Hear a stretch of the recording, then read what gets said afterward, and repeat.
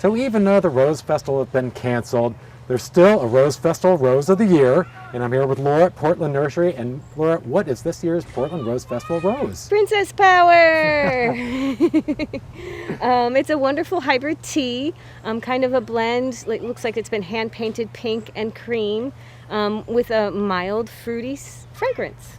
Very pretty. And then you guys are the only place in town you can get these, right? We're it, yep. And we've got a special on them, buy one, get one free. So this is the only place you can get Princess Power. And you can get one to share or two for yourself.